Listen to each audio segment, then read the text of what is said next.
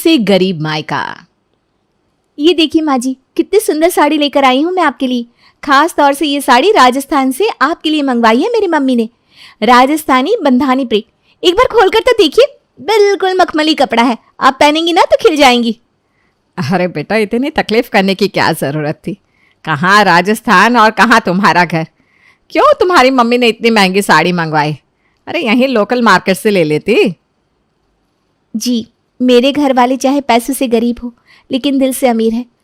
वो लोग आप लोगों का मान सम्मान करने में कभी भी कोई कमी नहीं छोड़ना चाहते। अब आपके बराबर पैसे तो नहीं है उनके पास, लेकिन फिर भी अपनी तरफ से कोशिश तो करते हैं कि आप लोगों को खुश कर सकें। अरे बेटा, दिल जीत लिया तुम्हारी मम्मी ने। बहुत ही सुंदर साड़ी भेजी है। अब की बार की किटी पार्टी में मैं यही पहन कर जाऊंगी। जी मम्मी जी, क्यों नहीं। शगुन बहुत खुश थी कि उसके मायके का भेजा हुआ तोहफा उसकी सास को बहुत पसंद आया। एक नई शादीशुदा लड़की को इससे और ज़्यादा चाहिए भी क्या होता है कि उसके मायके वालों का मान सम्मान ससुराल में बना रहे। इससे बड़ी बात किसी भी लड़की के लिए और क्या हो सकती है। अरे अक्षय जी, आ गए आप। आज आपके लिए ना एक सरप्राइज है। अच्छा जी, क्या सरप्राइज है भाई, हम भी तो देखें। ये देखिए, इस बार मैं मायके गई थी ना, तो मम्मी ने आपके जन्मदिन के लिए तोहफा खरीद कर भिजवाया है। वाह भाई वाह, मानना पड़ेगा तुम्हारी मम्मी को। उन्हें याद था कि 15 दिन के बाद मेरा जन्मदिन आने वाला है। क्यों याद नहीं होगा? इकलौते दामाद हो आप मम्मी के, याद तो रखना ही पड़ेगा। खोल कर देखिए तो सही इसमें क्या है। अच्छा बाबा, देखता हूँ, 2 मिनट रुको तो सही। अक्षय गिफ्ट का पैकिंग हटाता है तो देखता है अंदर एक खूबसूरत सी घड़ी चमचमा रही है। अरे वाह, घड़ी तो वाकई बहुत खूबसूरत है। मम्मी जी की चॉइस माननी पड़ेगी, बहुत अच्छी है। अच्छी क्यों नहीं होगी, मम्मी किसकी है। अच्छा ठीक है, आज ना आप ये घड़ी पहन कर ही ऑफिस जाइए। अब ससुराल का गिफ्ट तो मिल गया, बेबी का गिफ्ट कहाँ है? तुमने कोई गिफ्ट नहीं लिया मेरे लिए? अब मुझे गिफ्ट देने की क्या ज़रूरत है। गिफ्ट में तो मैं खुद ही आ गई हूँ आपके पास पूरी की पूरी। मुझसे बड़ा गिफ्ट और कोई हो सकता है क्या आपके लिए? अच्छा बच्चों, ये सही है, गिफ्ट ना देने का अच्छा बहाना है। अच्छा लाओ, अपनी मम्मी का नंबर तो मिलाओ, मैं एक बार उन्हें थैंक यू तो बोल दूँ। इतना अच्छा गिफ्ट भेजा है उन्होंने, थैंक यू तो बनता है। थैंक यू की क्या ज़रूरत है, मैंने उन्हें आपकी तरफ से थैंक यू बोल दिया था। अभी आपको लेट हो रहा है ना, आप ऑफिस जाओ, बाद में बात करते हैं। शगुन एक मध्यम वर्गीय परिवार की बेटी थी, जबकि उसकी शादी एक ऊंचे घराने में हुई थी। शगुन के माता पिता ने तो ये सोचकर उसका रिश्ता बड़े घर में किया था कि बेटी जीवन भर खुश रहेगी, लेकिन उन्होंने ये बात कभी सपने में भी नहीं सोची थी कि मायके और ससुराल के आर्थिक स्तर में इतने बड़े अंतर का उसके जीवन पर कितना बड़ा असर पड़ेगा। बड़े बुजुर्ग कह गए हैं कि रिश्तेदारी बराबरी वालों में ही अच्छी लगती है, लेकिन फिर भी बेटी के अच्छे भविष्य के मोह में शगुन के माता पिता इस बात को किनारे करके उसका रिश्ता बड़े व्यापारी के बेटे अक्षय के साथ कर देते हैं। शगुन की शादी के कुछ दिन के बाद, अक्षय बेटा, शगुन की पग फेरी की रस्म है, शगुन को अकेले मत भेज दीजिएगा, आपको भी उसके साथ ही आना है। सास के कहने पर अक्षय अपनी पत्नी के साथ ससुराल के लिए निकल जाता है। ससुराल में पहुंचने के बाद शगुन के घर वाले उसके लिए चाय नाश्ते का इंतजाम करते हैं। अक्षय बेटा, ये चंदू के समोसे टेस्ट करके देखो, बहुत बढ़िया बनाता है, सच में उंगलियां चाटते रह जाओगे। अक्षय ससुराल में मिल रही मेहमान नवाजी को देखकर बहुत ही हक्का बक्का रह गया था। सबसे पहले तो स्टील के गिलास में उसके लिए पानी आया, फिर उसके बाद में नाश्ते में समोसे और जलेबियां परोसी गई, जिसे देखकर उसे समझ में नहीं आ रहा था कि वो कैसे रिएक्ट करे। इतने बड़े खानदान का इकलौता बेटा था अक्षय, उनका अपना एक अलग ही क्लास था। घर में आने वाले मेहमानों की तो बात ही अलग है, रोजमर्रा में भी वो महंगे डिनर सेट का ही इस्तेमाल किया करते थे। पानी पीने के लिए कांच के खूबसूरत ग्लास थे, और मेहमानों के आने पर समोसे जलेबी परोसी जाती है, ये तो वो पहली बार देख रहा था। ससुराल में अगले 2 दिन वो किसी तरह बिता तो लेता है, लेकिन जैसे ही वापस अपने घर पहुंचता है, वहां जाकर अपनी मम्मी और पापा को शगुन के मायके के बारे में बताकर वहां का मजाक उड़ाने लगता है। मम्मी ऐसा करना, एक डिनर सेट ऑर्डर कर देना और गिफ्ट में शगुन के घर पहुंचा देना। क्यों, क्या हुआ बेटा, शगुन के घर बर्तन नहीं है क्या? बर्तन तो है मम्मी, लेकिन उन बर्तनों को देखकर मुझे तो सदमा सा लग गया। सबसे पहले ना इसके घर ढंग की क्रॉकरी और डिनर सेट भिजवा, ताकि अगली बार से जब कोई मेहमान आए तो कम से कम ये लोग स्टील के पुराने बर्तनों में खाना तो सर्व ना करें। अक्षय अपनी माँ के सामने शगुन के मायके वालों का मजाक उड़ा रहा था, लेकिन शगुन को ये बातें अंदर ही अंदर बहुत चुभ रही थी। शगुन को एहसास हो रहा था कि अक्षय की हंसी में उसके माता पिता का अपमान छिपा हुआ है। आज पहली बार था जब शगुन को इस बात का एहसास हुआ कि उसके मायके और ससुराल के बीच में गहरी खाई है। कुछ दिन बाद, माँ कार्ड भिजवाने की कोई ज़रूरत नहीं है। अरे हमारे घर की शादी है, अब उसमें इनविटेशन देने आऊँगी क्या? मैंने अपने ससुराल में बता दिया है और माँ जी ने कहा है कि कार्ड की कोई ज़रूरत नहीं है, मैं शादी में जा सकती हूँ। अरे बेटा, ये तो बहुत अच्छी बात है कि समधन जी इतनी समझदार है। लाखों में एक ससुराल मिला है तुझे, वरना ससुराल वाले तो ऐसे होते हैं कि बहू के मायके से कार्ड आने के बाद भी उसे भेजने से मना कर देते हैं। अच्छा बेटा, तू तैयारी कर ले और हाँ, सबको लेकर ही आना है। ठीक है माँ, अब बिल्कुल चिंता मत करिए, मैं टाइम से पहुँच जाऊँगी। शाम के समय, सुनिए ना, मेरी सहेली की शादी है तो मुझे वहाँ जाना है, आप मेरी टिकट करवा दीजिए ना। मेरे घर से बस कुछ ही दूरी पर घर है उसका। मैं 2 दिन में शादी अटेंड करके अपने माँ पापा से मिलकर लौट आऊँगी। शादी का कार्ड तो अभी तक आया नहीं है, ऐसे कैसे जाओगी? और माँ को क्या बताऊंगा मैं? अरे इनविटेशन का क्या है, मुझे तो उसने 1 साल पहले ही इनवाइट कर रखा है। मुझसे पहले ही उसकी शादी फिक्स हो गई थी।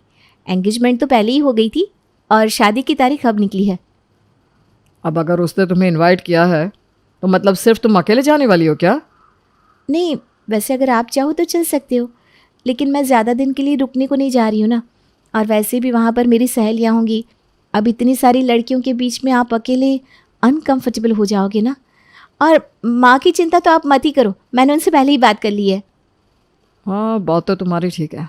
चलो ठीक है, ऐसा करो तुम अकेले ही चली जाओ। शगुन के कहने पर अक्षय उसका टिकट करवा देता है और 3 दिन बाद शगुन अपने मायके पहुंच जाती है। मायके पहुंचने पर, अरे बेटा, तू अकेली आ गई, दामाद जी और बाकी घर वाले नहीं आएंगे क्या? अब माँ, मैंने सबको चलने के लिए कहा था, लेकिन घर में ना अभी काफ़ी काम है माँ जी के पास, इसलिए उन्होंने कहा कि शादी में मैं अकेली ही चली जाऊँ। फिर मैं उनके साथ आती तो ज़्यादा दिन रुक भी तो नहीं पाती। अच्छा अच्छा, ठीक है बेटा, कोई बात नहीं, लेकिन फिर भी दामाद जी को तो ला ही सकती थी। मैं एक बार फ़ोन पर बात कर लूँ क्या? नाराज़ तो नहीं है? क्या मम्मी, आप भी? अब वो पुराने ज़माने वाले दामाद नहीं है कि छोटी छोटी बातों पर मुंह फुलाते घूमेंगे। अरे उन्हें ऑफिस में काम था ना, इसलिए नहीं आए, वरना ऐसा कुछ भी नहीं है। आपको उनको अलग से इनवाइट करने की कोई ज़रूरत नहीं है। अगले 2-3 दिन शादी की धूमधाम में बीत जाते हैं।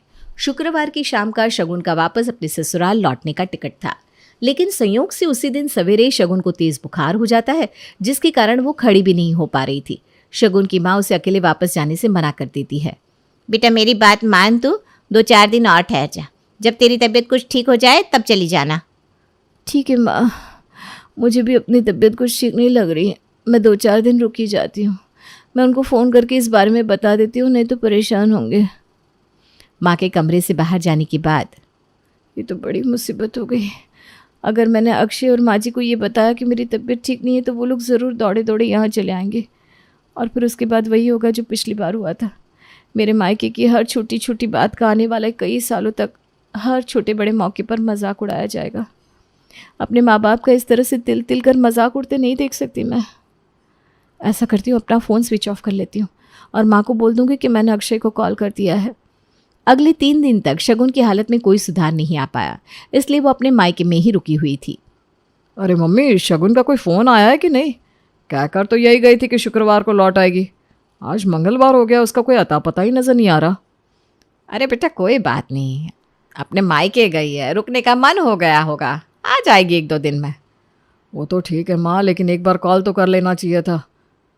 और मैं उसका नंबर लगा रहा हूँ तो स्विच ऑफ बता रहा है।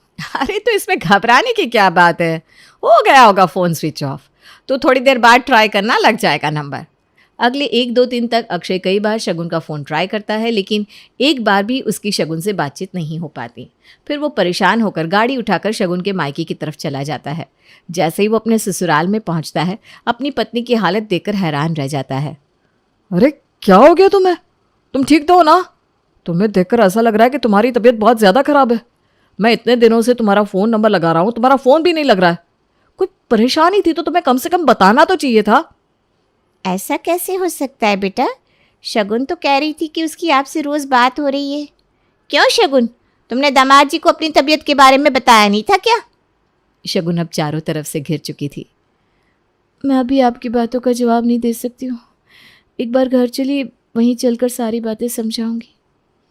2 दिन बाद उसकी हालत में थोड़ा सुधार आता है तो उसका पति अक्षय उसे लेकर घर लौट जाता है। ससुराल पहुंचने के बाद, आप जानना चाहते थे ना कि मैंने आप लोगों को अपनी तबीयत के बारे में क्यों नहीं बताया? तो ठीक है, मैं आपको बताती हूँ।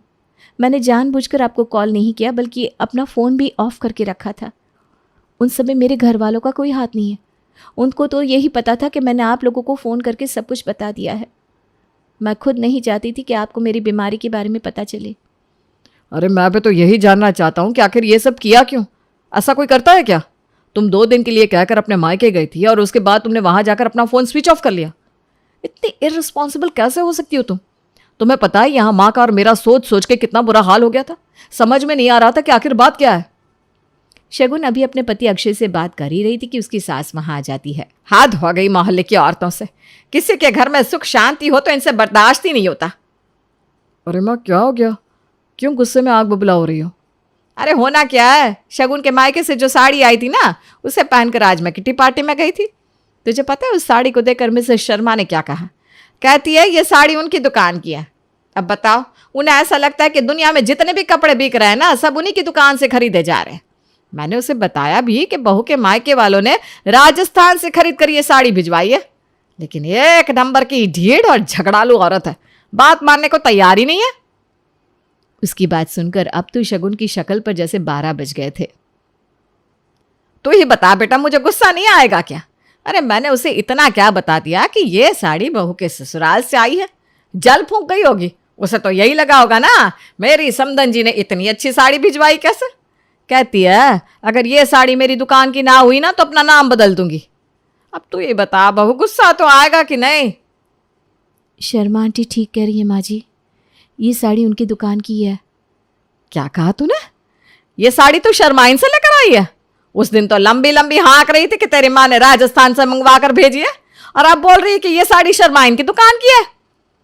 मैंने आपसे झूठ कहा था, लेकिन सच यही है कि वो साड़ी मेरी माँ ने नहीं भेजी थी, बल्कि मैं खुद बाजार जाकर आपके लिए लेकर आई थी। क्योंकि जो कपड़े मेरे मायके से आते हैं उन्हें पहनना तो दूर, देख कर ही आप लोग मुंह बनाने लगते हैं। इतना ही नहीं, अपने रिश्तेदारों के सामने बैठकर उनका मजाक भी उड़ाते हैं। अपने माँ बाप की इज्जत बचाने के लिए ही मैंने ये सब किया था।